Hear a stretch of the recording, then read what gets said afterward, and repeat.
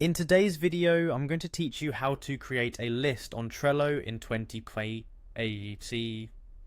Trello is a versatile tool used for organizing tasks and managing projects, perfect for both personal use and team collaboration. The process of creating a list on Trello is straightforward, and I'm here to walk you through each step.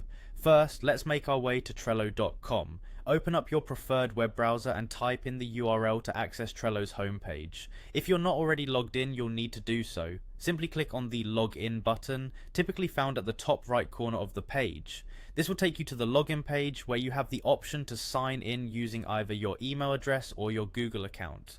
Decide what works best for you and enter your login credentials. Once logged in, you'll arrive at your Trello dashboard. From here, navigate to the Boards tab. This is your central hub on Trello, where all of your boards are displayed. Within the Boards section, locate the Your Workspaces section. This area is designed to help you manage and organize your various boards. Look for the board where you want to create a new list. Click on that board to open it. Now that you are viewing the specific board, you'll want to create a new list. Look for the Add List option. It's usually positioned on the right side of your existing lists, often as a button labeled Add a List. Click on this button and a text box will appear, prompting you to give your new list a name. Carefully choose a name that effectively represents the tasks or items you plan to manage within this list. Once you've named your new list, simply press Enter on your keyboard and your list will be created. And that's all there is to it. You've successfully created a list on Trello. Remember, organizing your tasks into lists on Trello can greatly improve your productivity and help you keep track of your daily activities.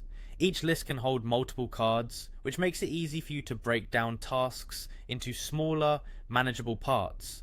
Trello's flexibility allows for customization, so feel free to adjust and refine your lists to best suit your workflow. Thank you for watching, and I hope this guide has made the process of creating lists on Trello clear and easily attainable.